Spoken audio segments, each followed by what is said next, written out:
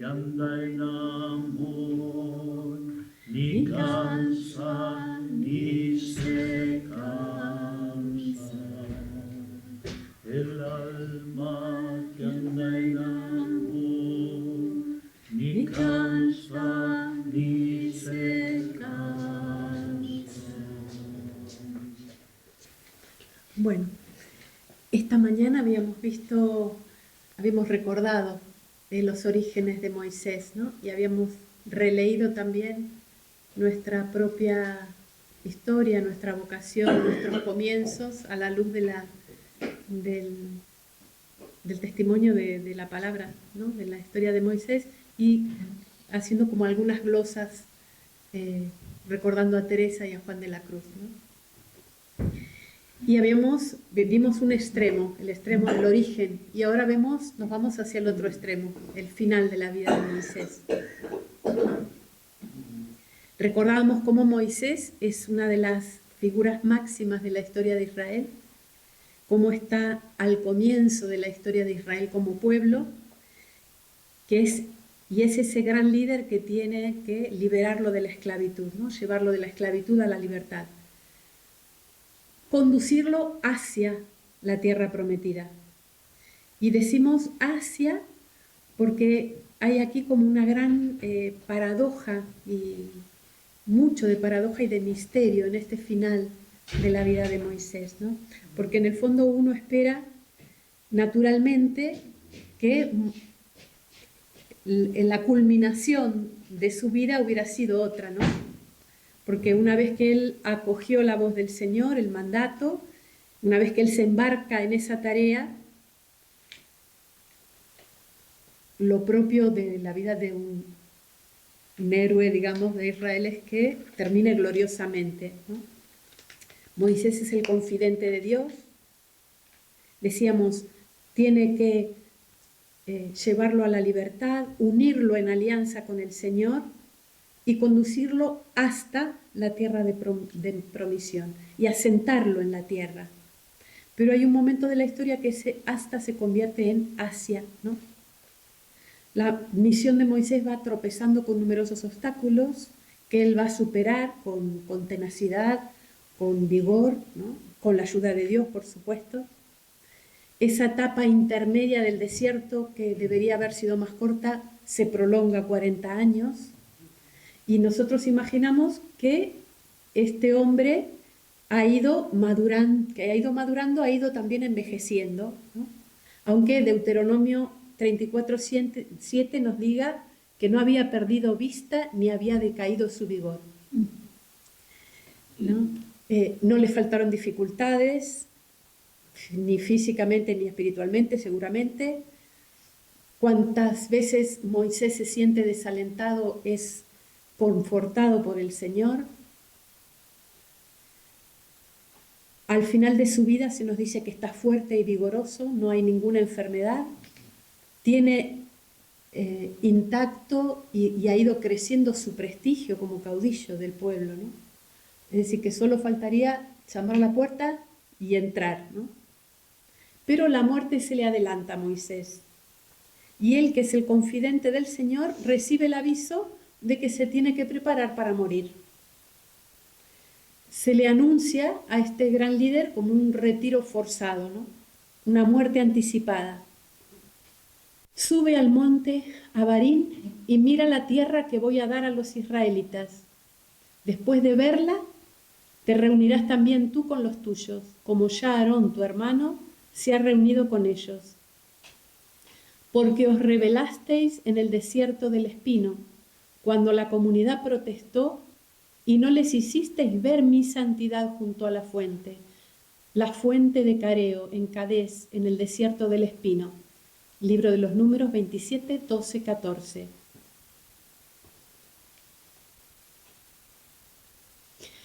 Moisés, recordábamos que él, cuando quiso por su propia cuenta liberar no al pueblo, pero bueno, a sus hermanos, le salió mal y tuvo que esconderse, ¿no? Tuvo que huir. Cuando realmente Dios le llama, él no quiere ir. Se resiste y al fin acepta, contra su natural voluntad, o contra su voluntad, al final acepta y va. Y cuando tiene las 3/4 partes del camino realizado, Dios lo retira, ¿no? De un plumazo, digamos, ¿no? Pero entonces no se está contradiciendo Dios, porque en el momento de la vocación le dijo, voy a bajar, te envío para que saques a tu pueblo y los lleves a la tierra prometida. Cuando yo preparaba esto y leía en Shekel, el cardenal Martini, el padre, también los comentarios del padre Flecha, de este Serra, bueno, iba mirando, sí, siempre me costó entender pero encontré una relectura espiritual de esta etapa muy bonita, ¿no? Pero yo cuando leía esto decía, bueno, él es como que Dios se contradice, le había hecho una promesa, entonces ¿qué vale más una falta que toda una vida que de sacrificios que había empleado? ¿Cómo es esto? Que es difícil, es muy duro de entender, ¿no? Y si nosotros miramos, porque Jesús es el nuevo Moisés, sabemos que la historia es la misma, ¿no? Pero yo pensaba en María y me acordaba de la Virgen, que el Papa Juan Pablo II recordaba cuando, ¿cómo se llama la carta, el documento de la Virgen? Que Redentoris Mater, él dice cómo María en la cruz escuchó, o sea, vivió el desmentido de las palabras del ángel. Porque será grande, será llamado, ¿no? Él salvará a su pueblo y lo ve morir, ¿no? Todos nosotros tenemos esa experiencia de noche en la vida en que es como que experimentamos el desmentido de una gracia a lo mejor fundante para nuestra vocación, ¿no? Como que todo queda en la oscuridad, que la Santa Madre también lo vivía, ¿no?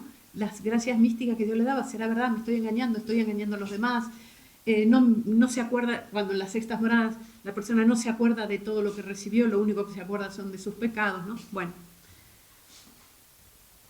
Moisés es impetuoso, apasionado, es un hombre culto formado en la corte de Egipto, una persona con cualidades de visión, de talento, que las ha recibido para cumplir su misión, ha desplegado una energía inmensa y ha desarrollado la tarea al impulso de esta mano poderosa de Dios.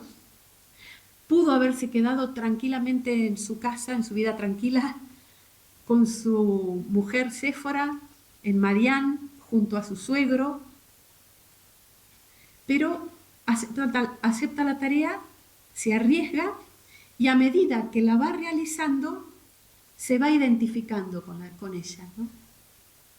Y a nosotros nos pasa lo mismo. Empezamos a veces o una vocación o una tarea, empieza sin convencimiento, con muchas dudas, con experiencia de debilidad, de fragilidad, a lo mejor con pereza, con incredulidad, y después, a medida que la vamos realizando, nos vamos entusiasmando, nos vamos apropiando y nos vamos identificando con la empresa o con la tarea, ¿no?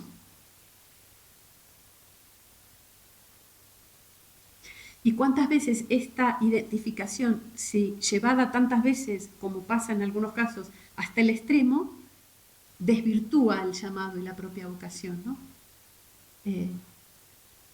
Aquí, por llevar un ejemplo extremo, recordaba un cuento de Dolores Alexandre, que lo leo, es cortito, dice: un hombre durante un viaje a Oriente se enamoró locamente de una mujer china de la que desconocía la lengua y con la que solo podía comunicarse con señas y muestras de afecto.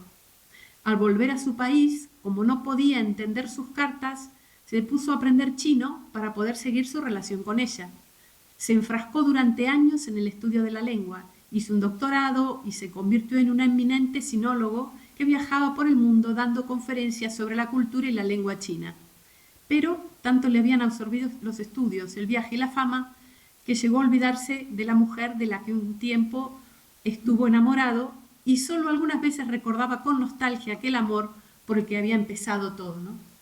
¿Cuántas veces pasa así en la vida, ¿no? Al final Empieza todo por una relación entrañable, muy íntima con el Señor. Empezamos con la pastoral, con esto, con lo otro, y al final el Señor quedó en un rincón, ¿no? Pero bueno, un caso extremo. Pero que esto nos pasa, que nos identificamos con la tarea de tal manera que si juzgan lo que hacemos, es que nos juzgan a nosotros, ¿no? Te están tocando tu propia carne, ¿no? Entonces, al llegar a este momento de la historia, Moisés ha dejado de ser él y ha pasado a ser su empresa, con la que él se ha identificado totalmente. Para ella vive, ¿no? Para ella trabaja. Y se va potenciando a medida que la empresa se hace más difícil y tiene que superar dificultades. A nosotros también nos pasa que nos hace amar más entrañablemente esa tarea como si fuera el hijo de nuestro dolor, ¿no? Cada obra es como un hijo. Son hijos de Dios, ¿no? Uno colabora así y tiene parte nuestra, pero nos olvidamos, ¿no?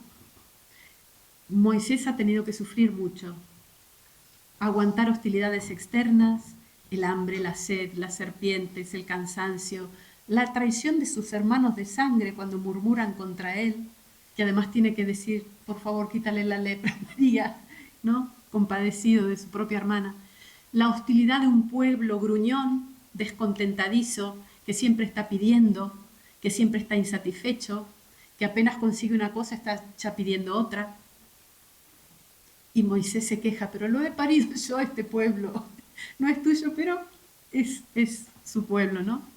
¿Quién le puede reprochar a Moisés que después de tanto esfuerzo y dedicación, de tanta entrega, de tanta superación, se haya identificado progresivamente con su tarea? ¿Cómo se puede reprochar?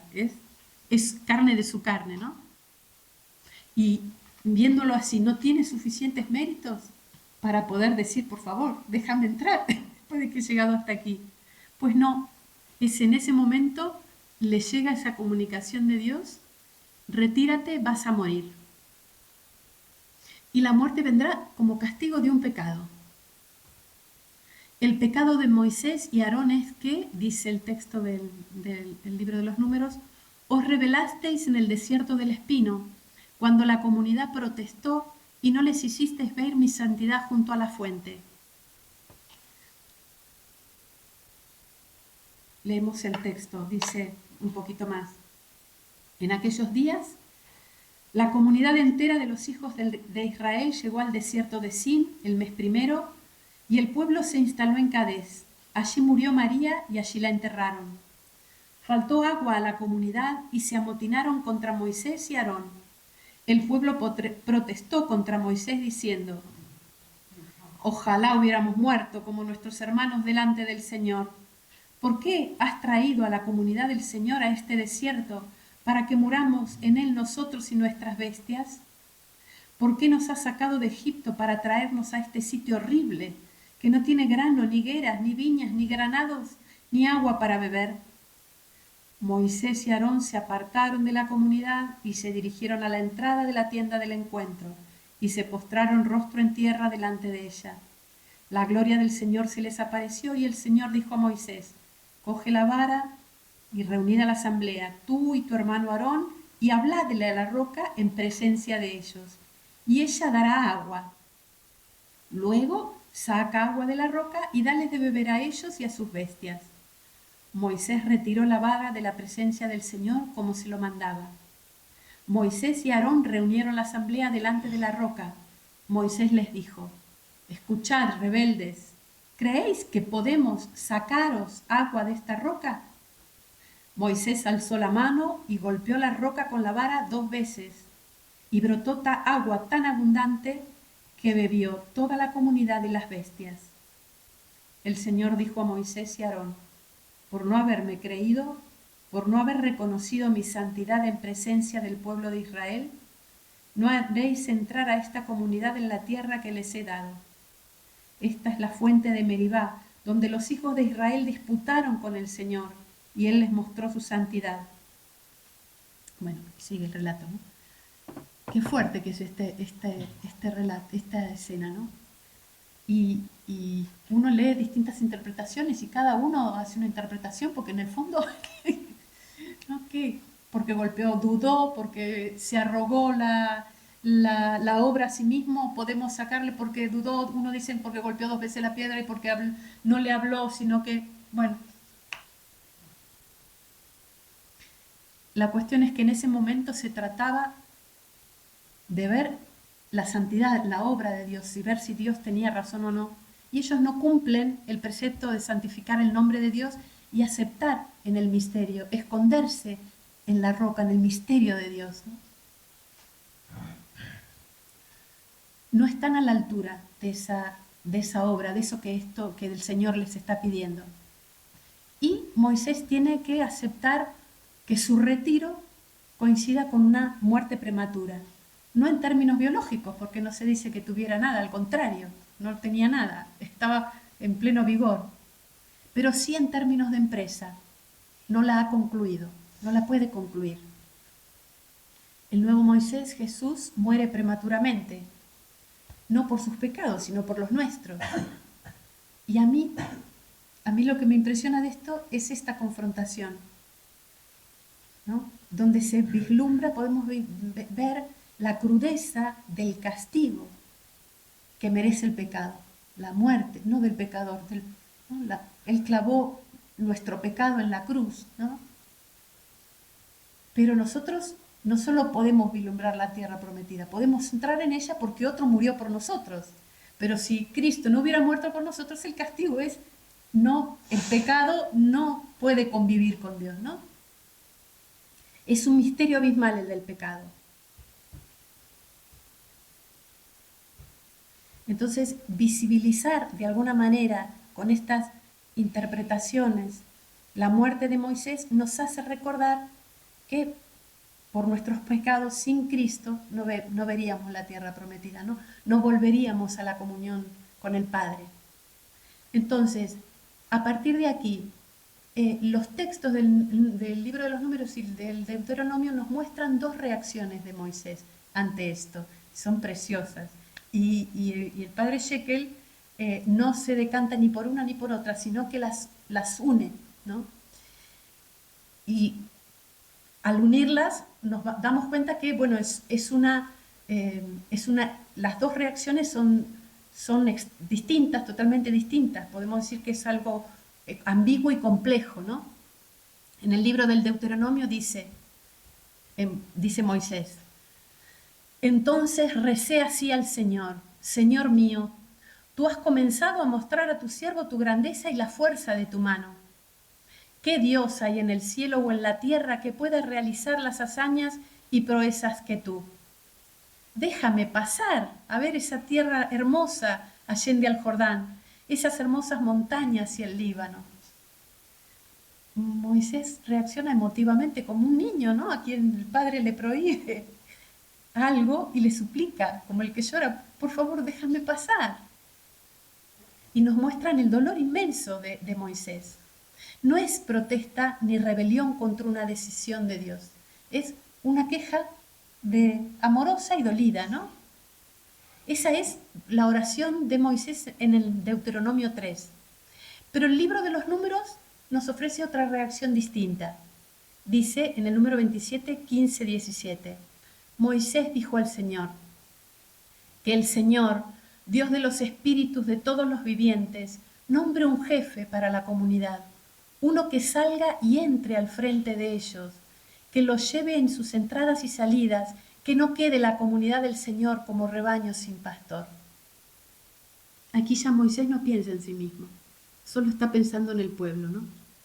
Se contradicen estas 2 versiones. El padre Shekel dice, bueno, si uno mira en un análisis crítico, decimos que, bueno, son 2 versiones que ofrecen distintos matices, algunos se decantan por la originalidad de una versión, por la otra, pero en el fondo nosotros, o a él le interesa coordinar las 2, ¿no? Hacer una síntesis y sacar un sentido más profundo, para poder decir que, como nos pasa a nosotros, Moisés siente ambas cosas, ¿no? Siente el dolor de tener que retirarse sin concluir la empresa, pero también siente que la empresa es más importante que él. que la empresa está por encima de sus intereses y sentimientos personales, ¿no? Entonces, el alma de Moisés se tambalea entre dos fuerzas. Su dolor por no completar, pero su preocupación principal por el pueblo, ¿no? Para que haya un guía. Entonces, más que dos versiones narrativas, nos muestran dos fuerzas internas, contrarias, suplementarias, que desgarran el alma de Moisés y que muchas veces nos desgarran a nosotros, porque tampoco somos de una sola pieza, ¿no? No reaccionamos por un solo motivo o por un único parámetro. A veces tensiones distintas se disputan nuestro corazón, ¿no? Entonces, en este Moisés anciano y cerca de la muerte, aprendemos que la empresa, que una misión puede ser más larga, y es más larga que la vida de un hombre. Que no basta poner en marcha una empresa, guiarla, sino que hay que poner sucesores que la continúen y la rematen. Sin creer que deja de ser nuestra empresa, porque continúa más allá de nosotros, pero también con nosotros. Como decía Teresita, ¿no? Pasaré mi cielo haciendo el bien en la tierra, ¿no? ¿Puede el anciano decir, he cumplido mi misión? ¿O debe más bien decir, he cumplido el tramo asignado de una misión que es más grande que yo? Esto realmente es precioso. Es precioso y es esperanzador y es consolador. Porque en medio de nuestros duelos, en nuestra vocación y misión, sabemos que es más grande que nosotros y que Dios la lleva a plenitud. Y que lo que nosotros no vamos a ver con nuestros ojos, lo veremos en los ojos de los que nos suceden. Y que ese premio será para todos, porque somos un solo cuerpo. Ayer justo recordábamos cuando Maxi profetizaba, decíamos, ¿no? Uno profetiza algo que anhela para la orden, pero lo verán, seguramente lo verán los que siguen, ¿no?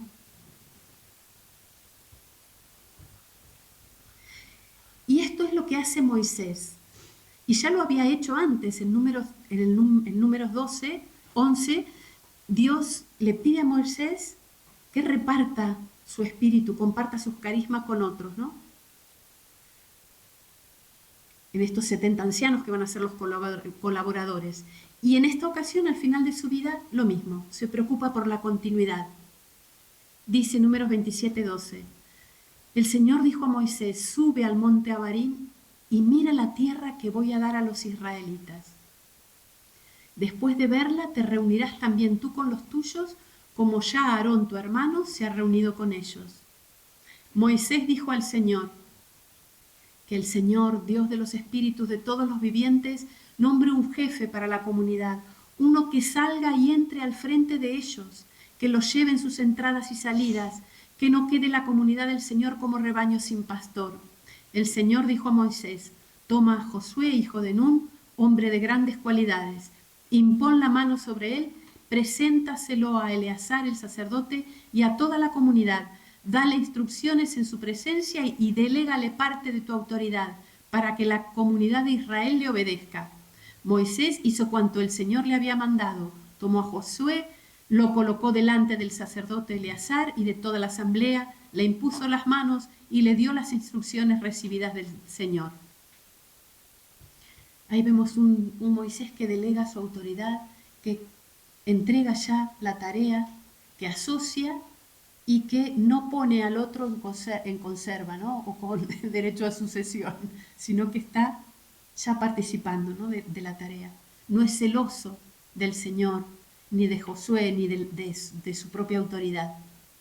Y esto también nos muestra, ¿no? el desafío en nuestras comunidades, en nuestra propia vida, asociarnos en una misma misión, no ser celosos de la autoridad, no mantener el monopolio de las decisiones, saber que en esta empresa hay más actores y que la obra no termina con nosotros, ¿no?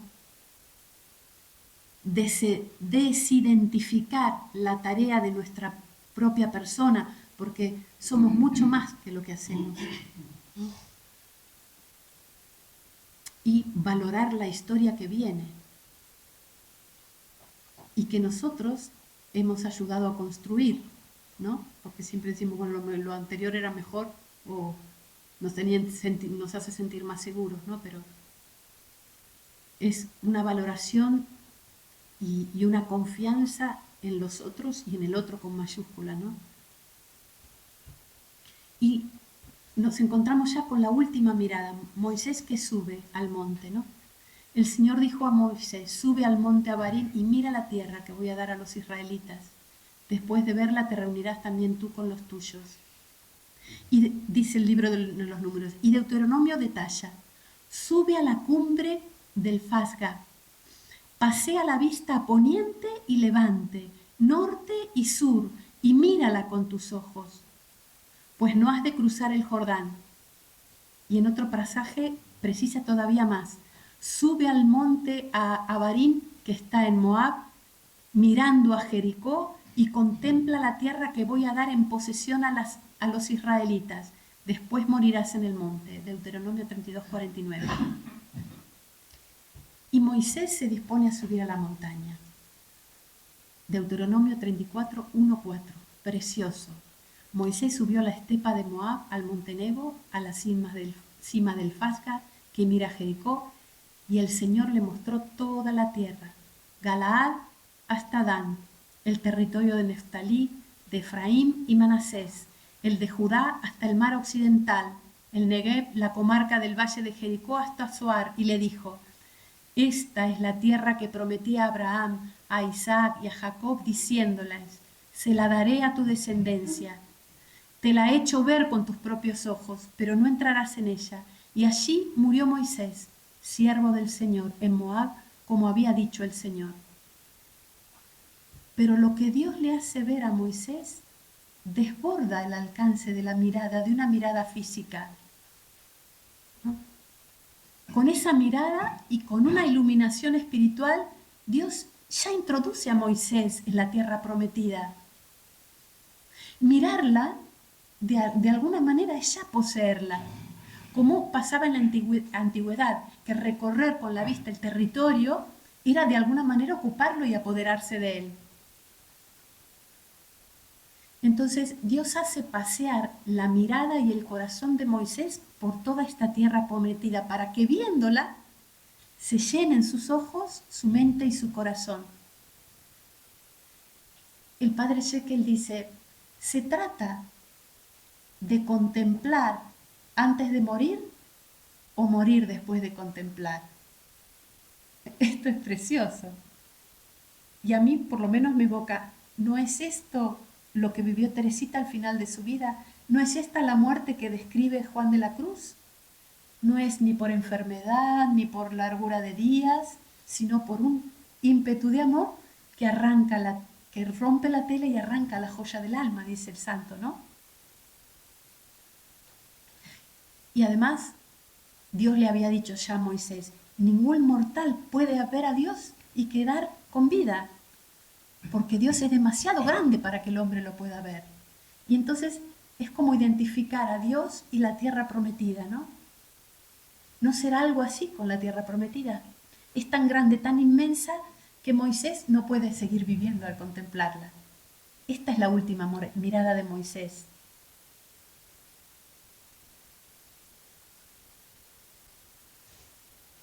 A mí me recordaba Teresa cuando recuerda justamente para entender esta interpretación espiritual, ¿no? Que la mirada hace ver y ya poseer aquello que se espera, de alguna manera. Porque cuando la santa habla en las visiones intelectuales o los arrobamientos, dice que ese mirar contemplativo que está lleno de conocimiento de amor y de amor, en ese mirar se comprende más de lo que se ve. Y precisamente con una inspiración como las que tenía ella, interpreta a Jacob, pero ¿qué otra cosa pudo haber visto Jacob? Porque por ver solamente unos ángeles y una escalera no se iba a arriesgar, ¿no? ¿Qué es lo que vio Moisés en la zarza? Dice en Sextas Moradas 4:7. Tampoco Moisés supo decir todo lo que vio en la zarza, sino lo que quiso Dios que dijese. Mas si no mostrara Dios a su alma secretos con certidumbre para que viese y creyese que era Dios, no se pusiera en tantos y tan grandes trabajos. Mas debía entender tan grandes cosas dentro de los espinos de aquella zarza que le dieron ánimo para hacer lo que hizo por el pueblo de Israel. Así que, hermanas, las cosas ocultas de Dios no hemos de buscar razones para entenderlas, sino que, como creemos que es poderoso, está claro que hemos de creer que un gusano de tan limitado poder como nosotros, que no ha de entender sus grandezas. Alabémosle mucho, porque es servido que entendamos algunas. Moisés entonces termina su contemplación saturado de historia, de promesa, de paisajes. Cierra los ojos para no abrirlos más, pero ha contemplado y ha poseído de alguna manera desde el monte Nebo la tierra prometida, ¿no? Moisés murió allí, siervo del Señor, en Moab, como había dicho el Señor. Lo enterraron en el valle de Moab, frente a Bet-Fegor, y hasta el día de hoy nadie ha conocido el lugar de su tumba. Es el último sacrificio de Moisés y su última mirada, ¿no? Ha muerto, pero ha muerto con una mirada de esperanza. No solo se ha asomado geográficamente hasta el otro lado del Jordán, a la tierra prometida, sino que se asomó al futuro de una historia que ya está llegando y que él ayudó a construir. Así cierra los ojos. Finalmente Moisés murió a la edad de 120 años, dice el Deuteronomio. No había perdido vista ni había decaído su vigor. Los israelitas lloraron a Moisés en la estepa de Moab 30 días hasta que terminó el tiempo del duelo por Moisés. Pero ya no surgió en Israel otro profeta como Moisés, con quien el Señor trataba cara a cara, ni semejante a él en signos y prodigios, que el Señor le envió a hacer en Egipto contra el faraón, su corte y su país, ni en la mano poderosa en los terribles portentos que obró Moisés en presencia de todo Israel. Este es el epitafio. No surgió otro profeta como Moisés, fue único. Surgió Elías, pero ninguno es ya como Moisés. Entonces, esta mirada esperanzada de Moisés puede ser como una mirada, como un espejo en el que mirarnos nosotros, ¿no? Como una vocación en esta etapa de la vida, en la que contemplamos estas maravillas de Dios en favor nuestro, a través nuestro y a pesar nuestro, y ver que hay mucha vida nuestra después de nosotros, ¿no?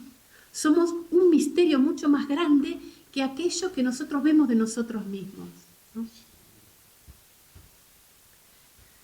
Vamos hacia la casa del Padre, pero mientras tanto podemos mirar a los que siguen y a los que quedan con esa mirada llena de esperanza y transmitirla, como dice la carta a los Hebreos, como los que ya han visto al invisible.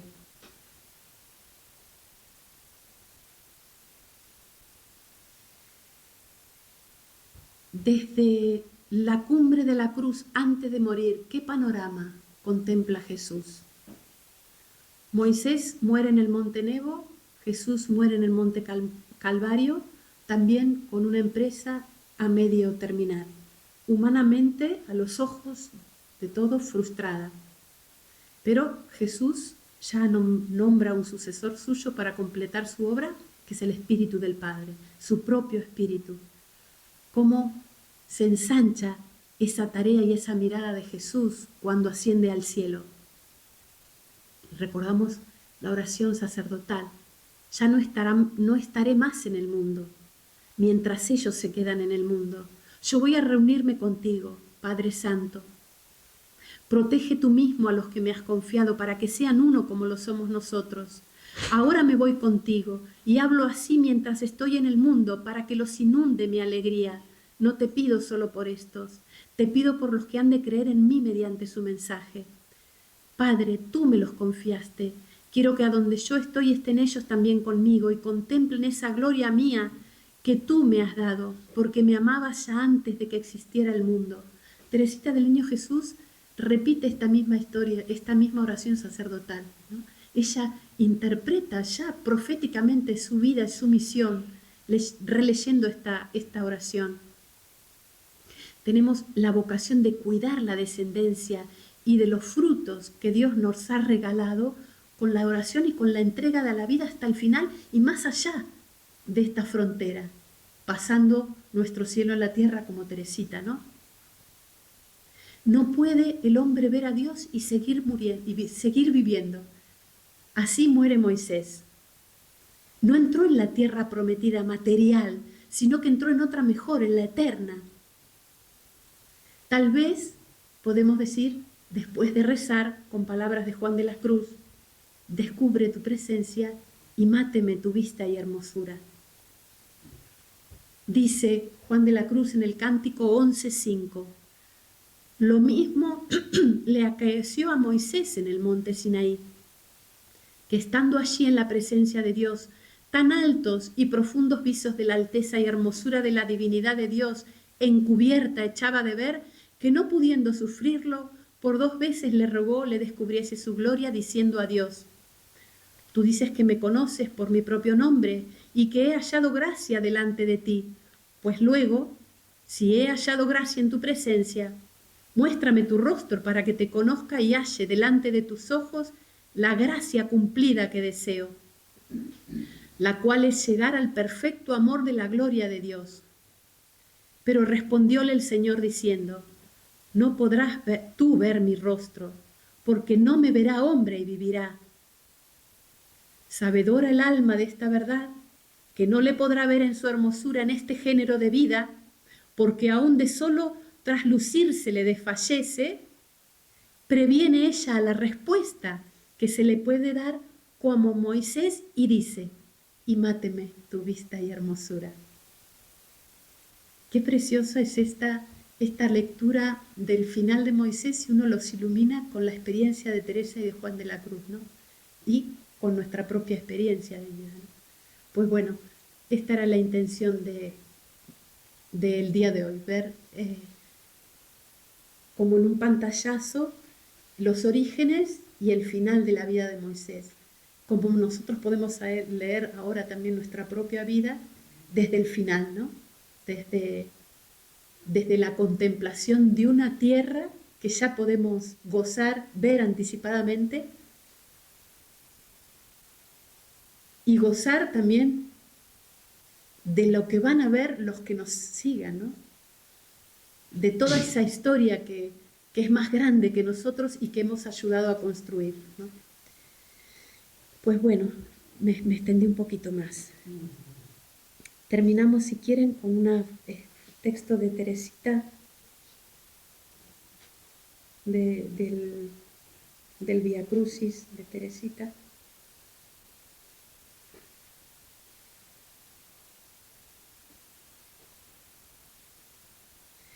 Suframos con amargura, sin ánimos. Jesús sufrió con tristeza. Sin tristeza, ¿cómo iba a sufrir el alma? Y nosotras quisiéramos sufrir generosamente, grandiosamente. Celina, quisiéramos no caer nunca. ¿Qué importa, Jesús mío, que yo caiga cada instante? En ello veo mi debilidad y eso constituye para mí una gran ganancia. Tú ves ahí lo que yo soy capaz de hacer y por eso te vas a sentir más inclinado a llevarme en tus brazos. Si no lo haces, señal de que te gusta verme por el suelo, y entonces no tengo por qué inquietarme, sino que tenderé siempre mis brazos suplicantes y llenos de amor hacia ti. Gloria al Padre, y al Hijo, y al Espíritu Santo, como era en el principio, ahora y siempre, por los siglos de los siglos. Amén. Gracias.